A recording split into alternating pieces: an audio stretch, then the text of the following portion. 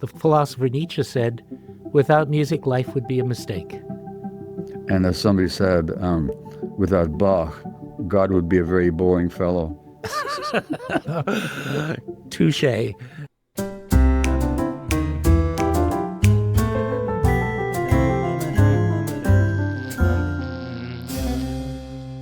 Okay, let's turn to music and the eternal song. One of the things that in my own reading and study has come to be very much part of my awareness is that there is a kind of a primal element to music, that there are aspects of what we have evolved into music that are that even in utero a fetus will recognize the rhythm of the mother's breathing or heartbeat, which can then be, later in life form the basis of other kinds of rhythm. Changes in pitch because the unborn will hear the rising and falling of tones in the mother's voice or in whatever sounds penetrate. And the sense of a kind of empathic awareness of emotion associated with the different character of voice or sounds that may reach. And I don't know to what extent we have research to understand the effects of sound. We have. Before birth? Yeah. We have. Those things strike me as being an almost innate predisposition towards what later becomes perceived as music. And that also leads me to, and particularly that sensitivity to the emotional elements that will be I don't know whether it's right to say implanted or imprinted or just registered in some way from the time of birth. Certainly a child from the moment they're born knows how to express their negative emotions. They cry and make, often a remarkably huge volume of sound for their size and vocal apparatus. But the first actual music I think most of us experience is our mothers singing to us, and often the sweetest songs of our lives. I don't think any of us, whether our mothers had, trained voices, experienced singing or not, didn't find that to be the most pleasurable, the most beautiful sounding, and the most comforting music that we have experienced from the beginning to the end of life. I think you're absolutely right. First of all, if you look at indigenous music from the North, Greenland, or Alaska down to the states of Wanda-Fuka, anywhere in Africa, everywhere, the drumming, the rhythm, it's absolutely universal. It does begin, I believe, with what you just said about the mother's biorhythms, including their heartbeat, which the baby hears. Mm-hmm. And also universal are lullabies. And the lullabies are sung in a different register than ordinary song. And they're intuitive. Like even that song, Rockabye Baby, the words may be rather intimidating, but the tone is soothing. Mm-hmm. It's sweet. Yes. There's a psychologist friend of mine and a co-author of one of my books, Hold On to Your Kids, Gordon Neufeld, who studied lullabies. The prosody, the tone of voice, and its impact on the infant, and its impact on the nervous system, its capacity to soothe or to agitate.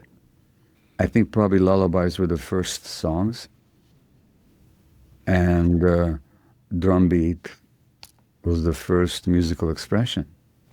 Yep, absolutely. Just if I can reference something from the world of Western classical music, of course, one of the best known of all lullabies is the so-called Brahms lullaby. Yeah. But in fact, he produced an enormous body of piano music. And for me, to my taste, of that enormous, immense literature, there is one piece that stands out as the most sublime and beautiful, and it is the first intermezzo of his Opus 117, which is in fact a lullaby. It's immediately recognizable as a lullaby, even though it has no words. And it is simply a transporting experience in its serenity and in its soothing quality. So anyway, if anyone has a chance, write down Opus 117, Brahms, number 1, and check it out because it is a magnificent piece. Is it a part of a piano sonata or what is it? It is actually a collection of short pieces, Opus 117 Intermezzi. But I have to tell you, when you mentioned lullabies, I had a certain frisson of sadness here because I don't remember ever having been sung to. Oh. I don't think I had lullabies sung to me. At least I have no recollection of it. I don't know. It brought up some sadness. Now, I'm so sorry, but I'll bet you had them, even if you don't recall them. Possibly I did, but also under the times, the Nazi occupation, my mother's terror, I don't know how much mood she was in to sing lullabies. Right. Anyway, all I'm telling you is that was my emotional reaction when you brought that up. I'm sorry to have raised something that... It's good for me to notice. If I can resort to a literary reference, and this, I'm going to read something. I hope you'll have the patience because it's a little long, but the idea of the primacy of music or the primal quality has always made me think of something that is a literary work that contrasts with something in the New Testament. In the book of John, you find the famous line, "In the beginning was the Word." Yeah. But in the posthumous book by J.R.R. Tolkien, which is, of course, a fantasy book, The Silmarillion, his opening presents an alternate creation story. And I feel so deeply drawn to this that I thought I'd share it with you if you don't mind. Please. So it's the opening chapter is called The Music of the Aenir. And the Aenir are the archangels. In this case, Eru, or alternately named Iluvatar, is the supreme being, the god figure. So there was Eru, the one, who in Arda is called Iluvatar. And he made first the Aenir, the holy ones, that were the offspring of his thought, and they were with him before aught else was made. And he spoke to them, propounding to them themes of music, and they sang before him, and he was glad. But for a long while they sang only each alone, but few together, while the rest hearkened. For each comprehended only that part of the mind of Iluvatar from which he came. And in the understanding of their brethren, they grew but slowly. Yet ever as they listened, they came to deeper understanding and increased in unison and harmony. And it came to pass that Iluvatar called together all the Aenir and declared to them a mighty theme, unfolding to them things greater and more wonderful than he had yet revealed. And the glory of its beginning and the splendor of its end amazed the Aenir, so that they bowed before Iluvatar and were silent. Then Iluvatar said to them, "Of the theme I have declared to you, I will now that ye make in harmony together a great music. And since I have kindled you with the flame imperishable, ye shall show forth your powers in adorning this theme, each with his own thoughts and devices, if he will. But I will sit and hearken, and be glad that through you great beauty has been wakened into song." Then the voice of the Aenir, like unto harps and lutes and pipes and trumpets and viols and organs, and unto countless choirs singing with words, began to fashion the theme of Iluvatar to a great music, and a sound arose of endless interchanging melodies, woven in harmony, that passed beyond hearing into the depths and into the heights, and the places of the dwelling of Iluvatar were filled to overflowing, and the music and echo of the music went out into the void, and it was not void. Never since have the Aenir made any music like to this music, though it has been said that a greater still shall be made before Iluvatar by choirs of the Aenir and the children of Iluvatar after the end of days. So there's a creation myth based on music. Yeah. And I've always found that both powerful, compelling, and of course, having spent my life in and around music, it's extremely appealing. But I think the idea of conceiving of something at the beginning of time that draws upon music, and perhaps the concept of Pythagoras about music being part of the unalterable nature of the universe, the same as the mathematical relations, is something that really reflects the kind of innateness in human experience of music? Sure. So first of all, harmony is not strictly or simply or exclusively a musical expression. Right. In fact, nature is in harmony. And it's like Beethoven's Sixth, like you got these storms and so on, but in the end, there's a harmony, and it has to be. That's the nature of nature, is harmony. It's in harmony with itself. Number one. Number two, there's all kinds of song before there's human song. There's bird song. And human beings hear this, Number three, there's no more beautiful experience for human beings than to be in harmony with another or with others, So that what I'm saying is that there's song even before there's song. Mm-hmm. Absolutely. If we can turn to what we have been learning over the past several decades about the brain neuroplasticity. And I'm not an expert, but I have had a great deal of interest and I've done some reading. And one of the things that I know that science has discovered in terms of early childhood development, which goes hand in hand with the period in which we may be the most susceptible to trauma, is that there is something called the first critical period of neurological development, which usually is mapped between birth and 5 years of age, in which an enormous number of synapses form, connections are made, consciousness and cognition grows, socialization is formed, and many of the other things that basically form the basis of the underpinning of our reality for the rest of our lives. And one of the things that we are learning about music is that it has the unique aspect of engaging all or virtually all of the areas of the brain simultaneously. So it generates pleasure, dopamine, from the nucleus accumbens. It involves speech recognition and processing, Broca's area and Wernicke's area. It engages the emotions, the amygdala. It produces pattern recognition, the frontal lobe. It facilitates physical coordination, dance and rhythmic movement, which I believe is the cerebellum. The occipital lobe, visualization, which sometimes manifests as synesthesia, memory, the hippocampus,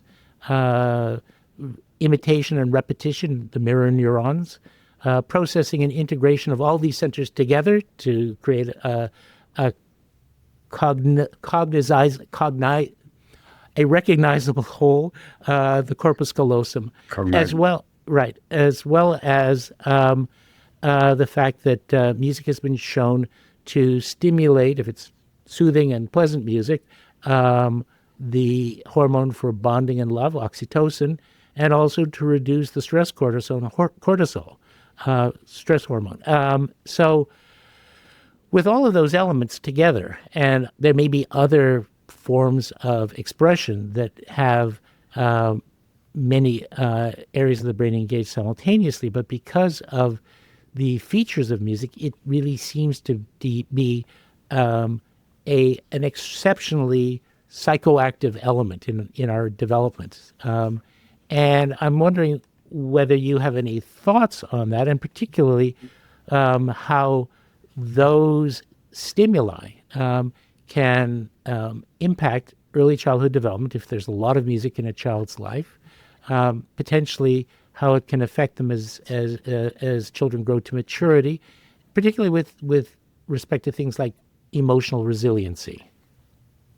Well, first of all, you've articulated it, the neurological impacts and mechanisms of music more articulated than I could have. In terms of regulation, first of all, let's just notice that music has an immediate effect on the nervous system. All kinds of music does. And it can agitate and also soothe. If you look at, in Quebec, some school boards during the COVID crisis, they had to limit certain classes, and the first thing they dropped was drama and music. And if you actually look at all the play, if you actually look at what promotes brain development, it's not cognitive learning. Mm-hmm. It's precisely those participatory experiences of music, singing, play, and drama, and so on. Mm-hmm. So that's the first point. In terms of regulation, there's a friend of mine, Stephen Porges, who's a psychologist, and he deals with the nervous system and the autonomic nervous system, including how the autonomic nervous system regulates the heart and breathing and the intestines and so on. And he's very interested in autistic kids. And what he does is he plays music to them to help them develop presence and self-regulation. I can't begin to go into the theory of what exactly he does, but that is what he does. He's developed a musical way of certain sounds, musical sounds, will affect the nervous system of the child, Mm-hmm. Open them up more. So it's hugely important. I don't know if you studied algebra in school. I did. A little. Not that I've retained much. Well, I retained nothing. Although at the time I could solve all these problems, I had to. But if you ask people to mention the relative importance of algebra in their lives compared to the relative importance of music, Mm-hmm. what will most people tell you? There's not even any comparison. Not at all. Like music is just so essential to people's experience of life, Right. which is, of course, this big business, and it's exploited in all kinds of ways, but they're exploiting something very real, Yes. which is the essential human need for music that has to do with our nervous systems. It's incidentally, as you know, I was in the music business, and we used to have a saying: the only good thing about the music business is the music. So I'd like to actually take a moment, because it picks up on some of the themes, and share with you some photographs. And these are all representations of a music program that originated in South America. I may have mentioned it to you when we first spoke, called El Sistema. Yeah, And it has Venezuela. the Venezuelan system. What's his name? Gustavo Dudamel being his name. Gustavo Dudamel, and its founder, Jose Antonio Abreu, who was both a musician and an economist.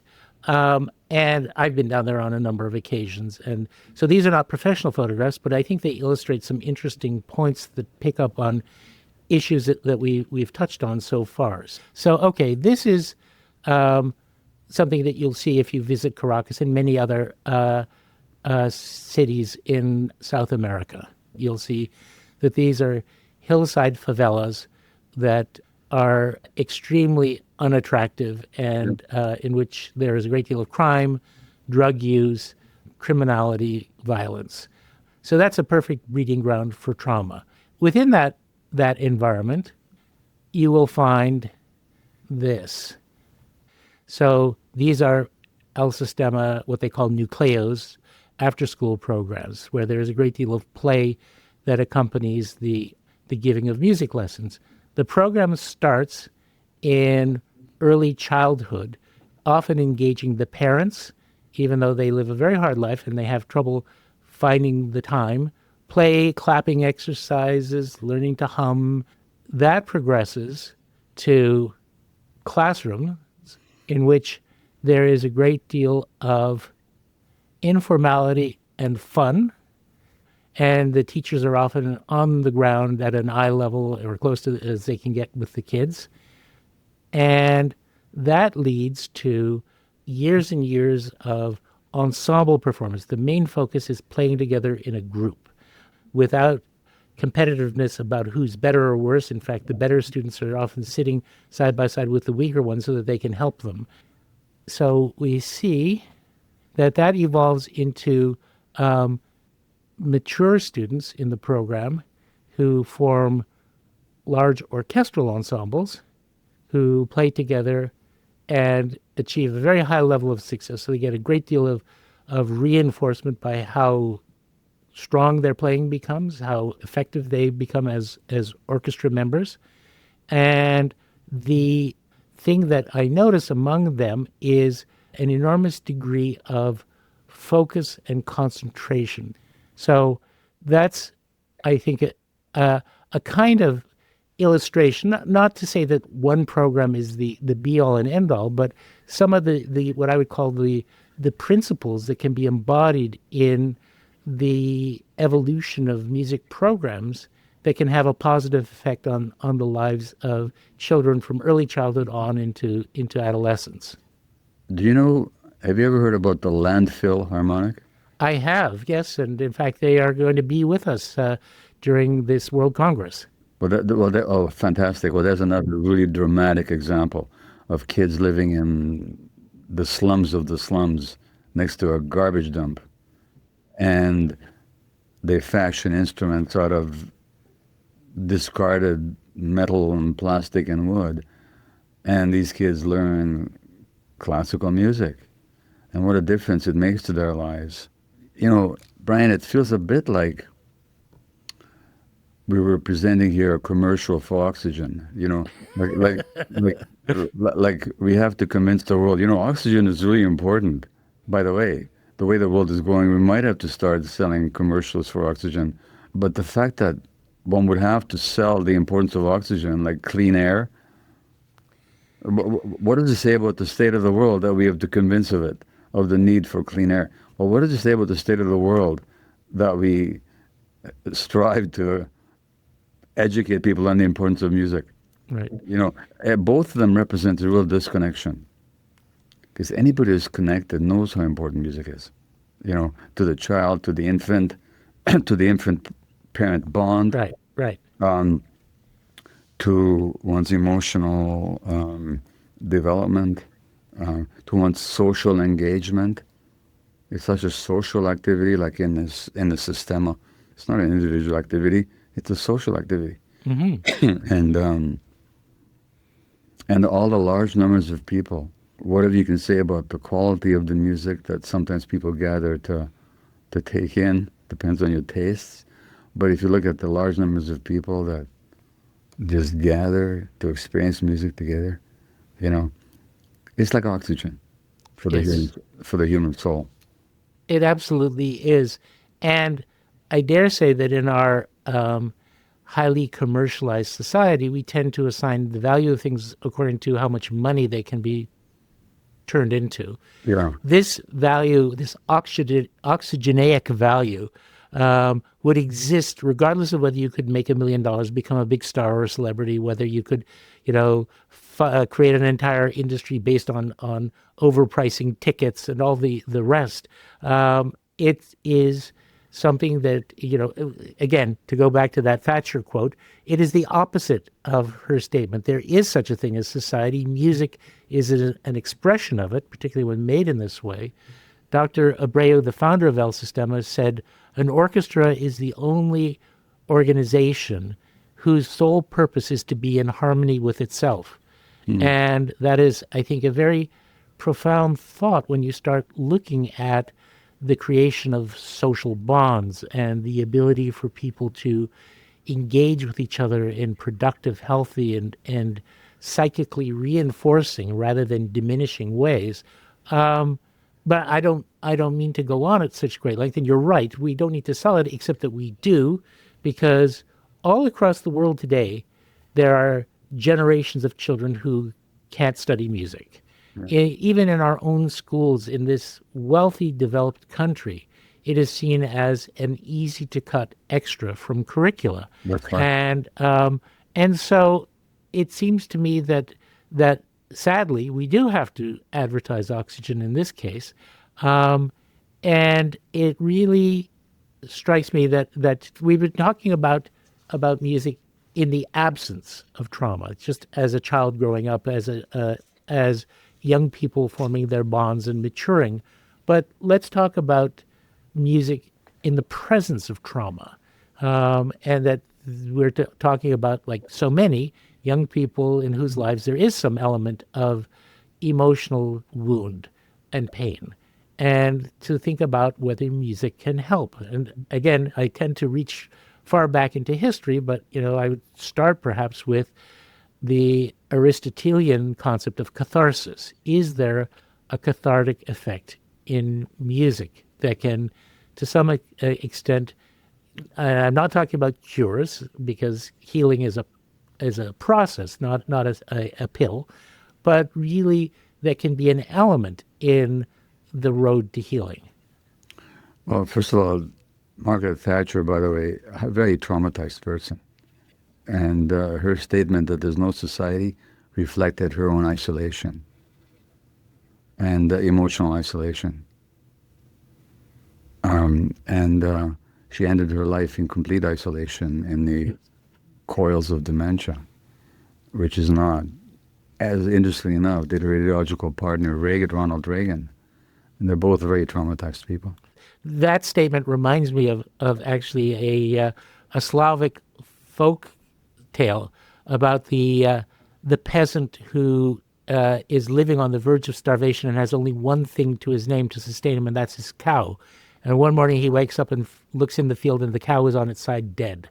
And he realizes that he's now facing starvation, and he doesn't even have the day's milk or to make into butter or cheese, and that he's going to go hungry. So he goes down to the river to fish, and he feels a tug on his line, and out of the water comes a golden fish, clearly magical, and the fish speaks to him and says, "Farmer, free me, and I will give you your wish."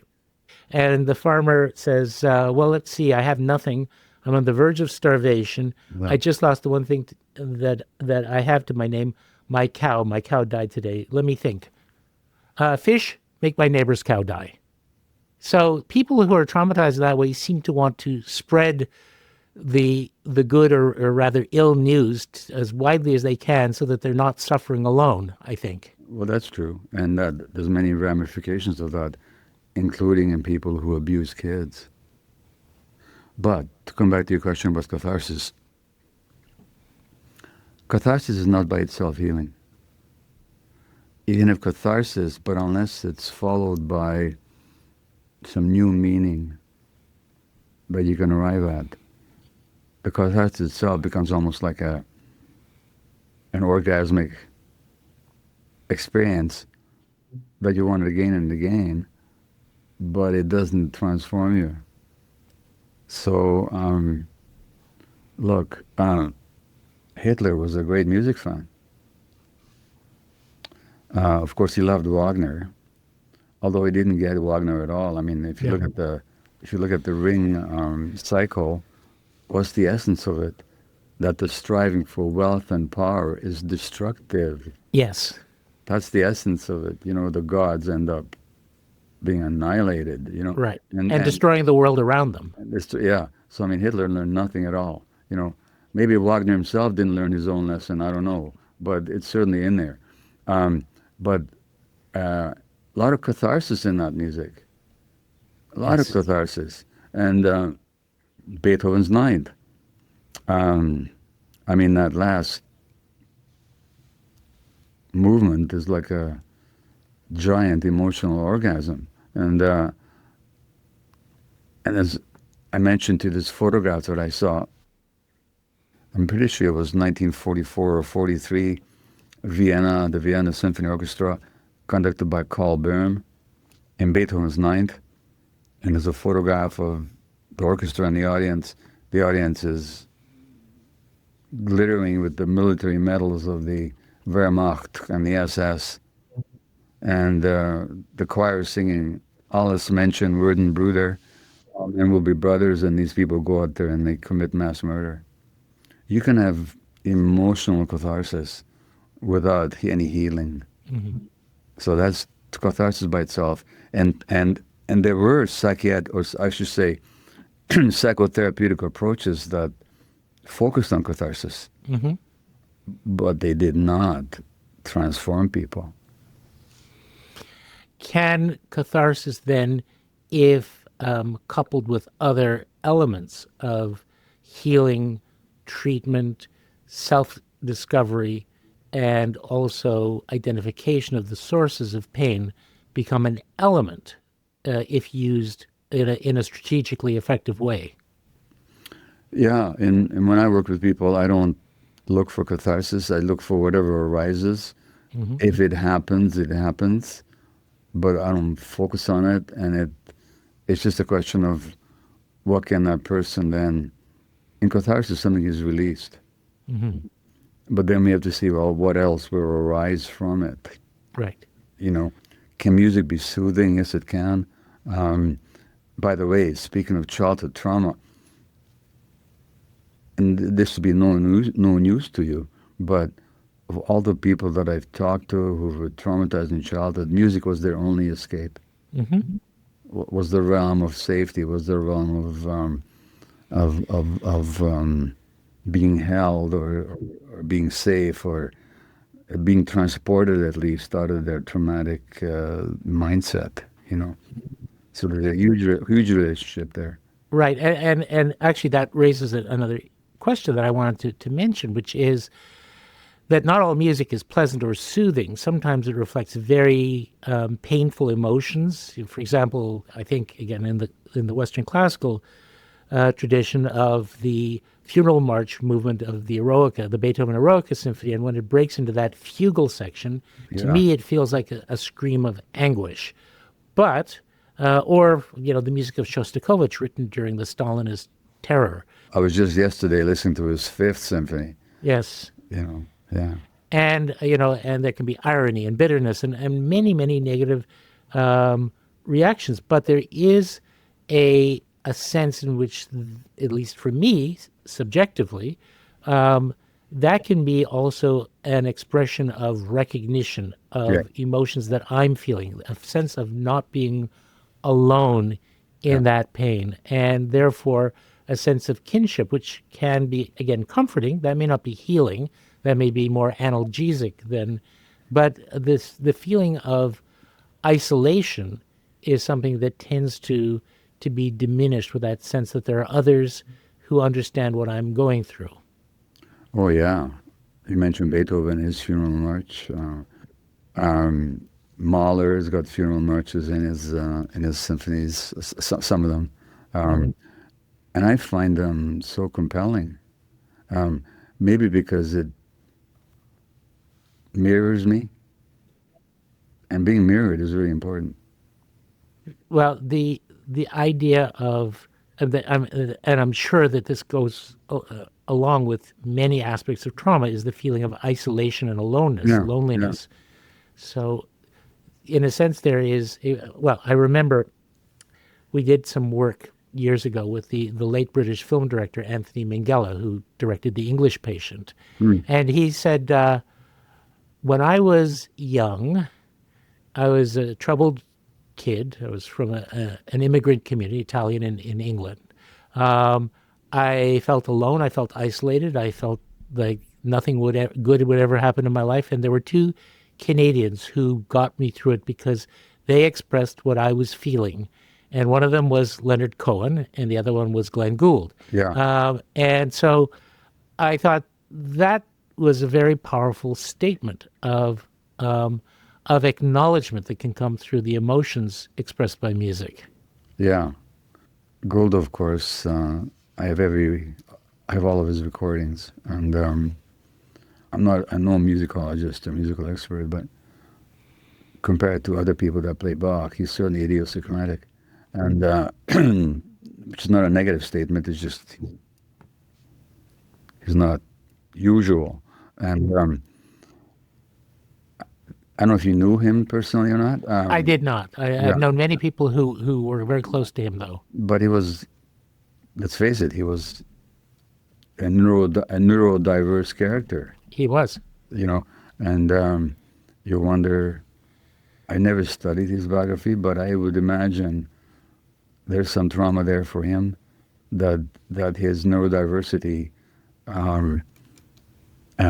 expressed, and highly sensitive person, and he poured so much of himself into his music. And there's nothing more moving than there's a film of him re-recording the Goldberg Variations. There was the original mono recording, And he's sitting there hunched over the thing, and like he's just completely in his own world. And I think there was a lot of pain there, but so much sensitivity. It's very intense, and you, when you say in his own world, that raises a very important other issue, which is something that he explicitly acknowledges. It's also an idea that goes back to the Greeks, which is ecstasis, ecstasy, the ability to, at least psychically or experientially, leave the world of self, of striving, of pain, of ego, and move into a state of consciousness that is in contact with a certain higher sense of reality. Yeah. And that for him was the essence. He sometimes spoke of music as being a source of what he called spiritual nourishment. This actually leads me, because I think that some aspects of that can be compared to the effects of meditation, for those who are very serious about it. Or psychedelics. Well, I was about to mention that. Your own experience with psychedelics, ayahuasca, and so on. And do you think that there are parallels and comparisons that can be drawn? Obviously, we're still in a world where psychedelics are not universally available as a therapeutic methodology, and you have to go to some lengths to access them. Music, on the other hand, is completely ubiquitous. So, but in terms of the parts of the psyche and consciousness that they open up, do you see parallels? And also parallels in terms of the therapeutic applications? Well, so first of all,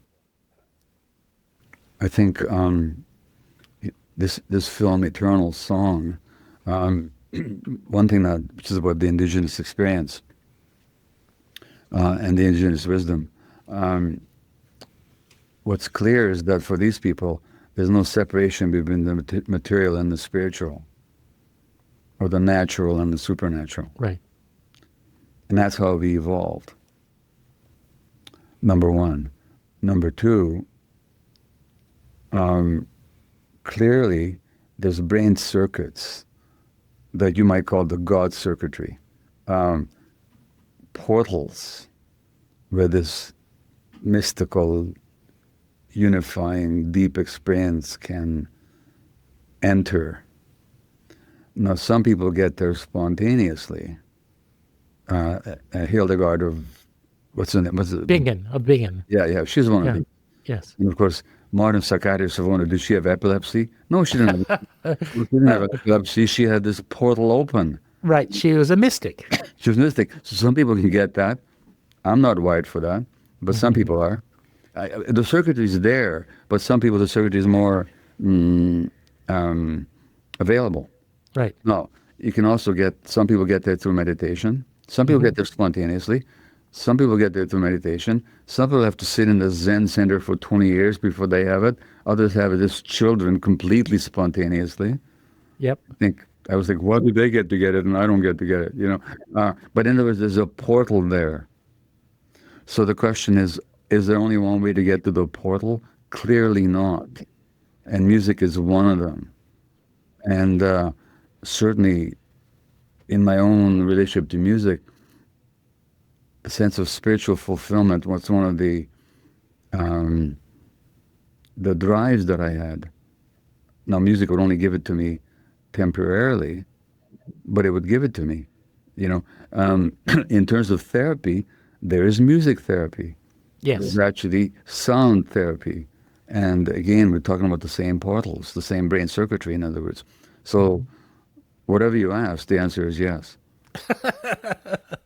Well, that's very, very good. And it's interesting because those portals also have resonances in certain elements of Eastern philosophy, Buddhism, and and as rediscovered, this is bringing us back into a circle, and reinterpreted in the 19th century by the philosopher Arthur Schopenhauer, who used this concept that we're trapped in the self, you know. Yeah. But the universe is, vast, powerful, dispassionate. We are mere,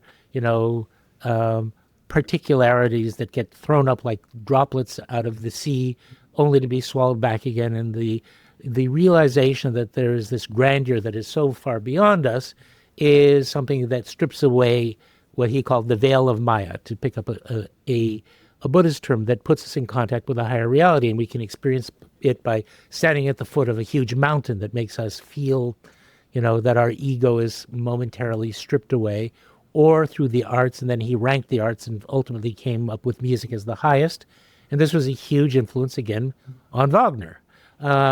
So in a sense, I think what he was talking about was the ability to change one's consciousness, even if it can't be maintained on a permanent basis, and maybe it wouldn't be good for us if we were in a continuous state, because we'd probably forget to pay our taxes, or go to work, or do all the other things that are necessary for the more quotidian aspects of our existence. But he felt that it was a vital part of the human experience, and that rather than striving for money or success or rank or title, striving for that kind of enhanced consciousness was, closer to the ultimate good for humans. Well, what I understood you to summarize as Schopenhauer's teaching is precisely what indigenous wisdom has always taught.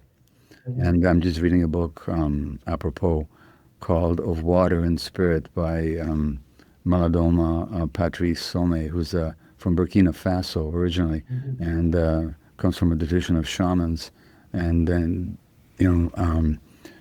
and he talks about how in their tradition, religious materialization of some spirit that's here temporarily, and then, I don't know if I'd say we're trapped in it. I'm rather glad to be trapped in this body, mm-hmm. in the sense that I'm glad to be alive. Right. And, but it is temporary, and it is like a drop of water returning to the ocean. And for that drop to believe that it's an isolated, my psychiatrist friend and colleague, Dan Siegel, talks about the lie of the separate solo self. Right. And it exists, but it's not the be-all and the end-all.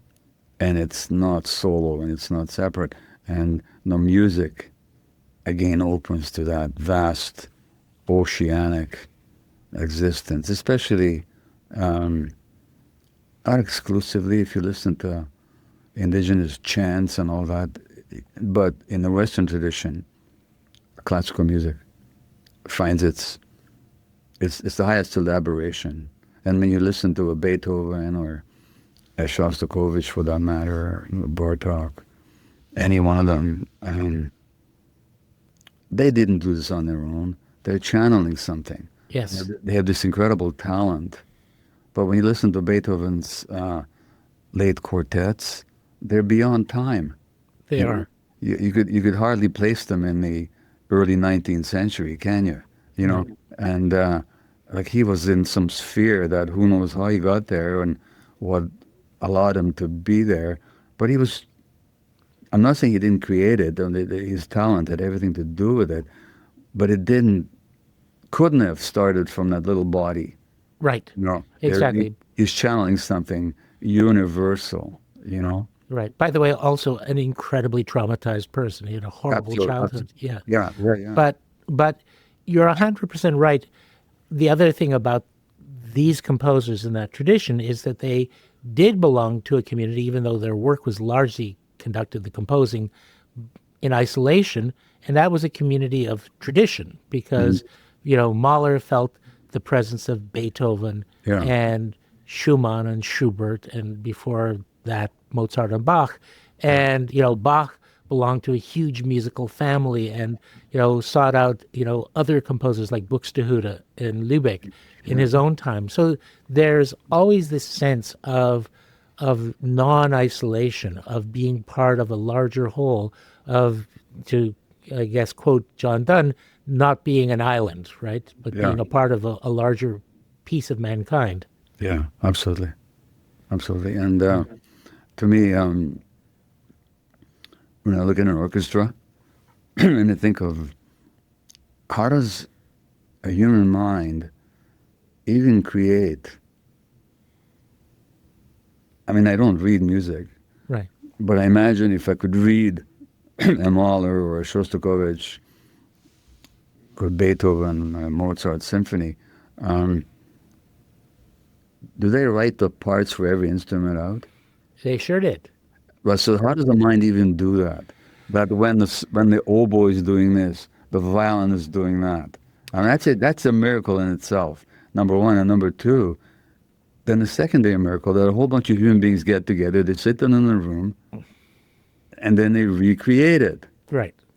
And the oboe is doing what the oboe is meant to do, but it's not as an individual voice, but as part of A unified collective. it's incredible. Yes. Well, to go back to, and to add to Beethoven without actually being able to hear. Yeah. But that, this may seem trite, but to go back to where I started in our musical conversation, it's incredibly complex, but look at the complexity of the number of areas of brain that are engaged in music. And if you essentially, the neurons that fire together wire together, that old trope. Which is, by the way, the Canadian trope. A Canadian trope. Yay, Canada. Donald Hebb was a Canadian neurophysiologist who said that. Right. So those muscles get very built up. And one of the things that we find among the greatest composers is that they started from early childhood, very, very early. And we see it going back before Beethoven. It didn't start with Bach. It didn't start, you look at the music of Palestrina and some of the Renaissance composers, and the polyphony is, look at John Taverner's Spem Oleum. That is a piece in 41 distinct parts. 41? 40 voice motet. I imagine being able to, it makes the complexity of Beethoven's parts seem, or even Bach's, simple by comparison. These are extraordinarily high levels of both intellectual but also emotional and spiritual consciousness, because they emerge not as just mathematical exercises. It's not like Sudoku. It is a sublime expression. And that perhaps brings me to a place on which to close, which is the question of the sublime. That's more or less a 19th century and romantic concept, but beauty and the experience of beauty in our lives. I read a book. It wasn't a particularly good book, but it's something I picked up off of a remainder shelf just out of curiosity, on a study of crime. Actually, I think it may have been murder. It was about murder. It wasn't a mystery book. It was a kind of a historical overview. And the writer, who seemed to have a fairly Victorian sensibility, even though it was written in, I think, the 1950s or 60s, suggested that the increasing prevalence or incidence of mass murder, serial killing, from the 19th century into the 20th century might potentially be correlated with the increasing urbanization, the packing together of people, the loss of experience of nature, and ultimately the creation of living spaces in which one did not experience beauty in a true sense for large parts of one's life, particularly in one's formative years. And of course, if you look at how people lived in Victorian London or in any of the major industrial cities, or even in New York in the latter half of the 19th century, it was grisly. Anyone who thinks that was the glorious golden age of capitalism should take a look at the photo essay by, was it Jonathan Rhys? Rhys, R-I-I-S. Jacob, yeah, but he wrote a book called The Tenements of New York. Exactly. No, How the Other Half Lives. How the Other Half Lives, yes. And it's a pioneer photo essay. So the photography is incredibly powerful.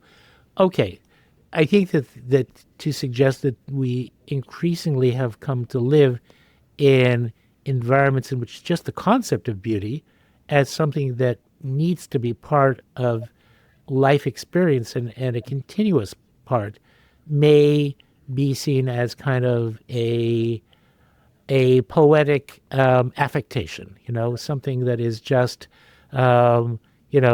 some sort of artsy indulgence.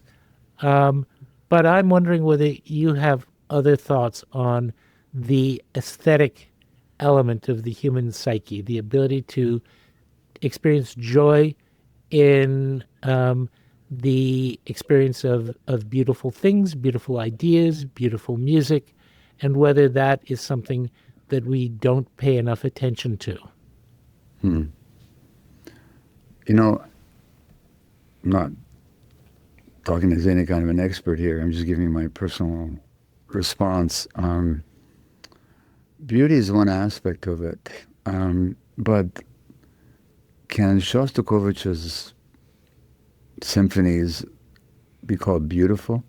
There are some elements of beauty for sure, and it's amazing how playful it could be sometimes. But it can also be very dour and bitter and Tragic. tragic, yeah. And he was expressing his own life in a certain context. So the essence for me is not beauty conventionally defined, but truth. So does music expect truth? That's what matters. Does it represent human experience? Yes. And beauty is a part of it. So is tragedy, you know? And I think it's all necessary. Now, Keats says, truth is beauty and beauty is truth, and that's all you need to know. Well, if we accept beauty as truth, but that truth can be bitter sometimes, or can be challenging or discordant sometimes, then yes. But if we think of beauty only in the sense of pretty or immediately appealing, I think that's too narrow. And superficial. Yeah. Yeah, agreed. And just to sort of follow on that, flattery, which is a form of lying to give pleasure, cannot be described as beautiful. Lying, even if it is to conjure up what one wants to hear, could never meet a definition that I would embrace of beauty. Honesty has much of beauty about it, even if it involves honesty about things that are painful. Yeah, well, absolutely. The last thing I just wanted to add is, while I share your feelings about Western classical music, I do want to hasten to say that there are innumerable ways to skin the cat, and that, for example, the folk and indigenous traditional musics of all the people of the world, Indian classical music, Bollywood music, dance music, Japanese music played on the koto, Chinese music. These are all pathways. And, essentially, if it gets you there, then it was worth the journey. One of my most moving experiences has been under ayahuasca and listening to these chants of these, whether from Colombia or Peru. And one of the most moving experiences I ever had was I was in an ayahuasca ceremony, and this woman who helped to do the chanting, she's actually a midwife, but she came down to me, said that she just noticed something about me as I was laying on the mat, and she sits down next to me, and she sings this beautiful Lakota lullaby, and I just wept. It's a very, I don't want to call it a simple tune. It's not simplistic, but it's a very beautiful, lulls you. The lullaby lulls you, and it's one of the most moving musical experiences I've had in my whole life. And you found those experiences to be part of your own healing process, the journey towards understanding yourself and freeing things that were in some ways trapped. And actually, in these ayahuasca ceremonies, chanting and singing is a huge part of it. Or if you look at the Iboga experiences of people from Gabon, it's this, if you listen to that singing, they're chanting, and they're chanting in spontaneous harmony. It's not rehearsed. No. But the harmony arises from the experience. Right. Oh my, is that powerful. Yes, and one of the things that, at least in most of my experiences of chant, that is very powerful is repetition, the building of emotion through repetition, which makes me, of course, think about one of the winners of our Glenn Gould Prize, Philip Glass, who basically turned those elements, and partly as a result of his experience with Indian classical music and his work with Ravi Shankar early in Yeah, his life, into a fundamental building block of his yeah. medium of expression. I've listened to Glass, and I get that. Yeah. Well, Gabor, you've been extremely generous to spend so much time with us. I would like to ask you, since our audience, we hope, includes parents, many of whom may be concerned that their children may not be getting music lessons in school, or that those lessons may be discontinued, educators, including music teachers who may no longer be in that position, policymakers who may be able to influence the decision about the universal availability of music, people from the medical and helping professions, people with an experience in early childhood development, people who want to start community music education programs.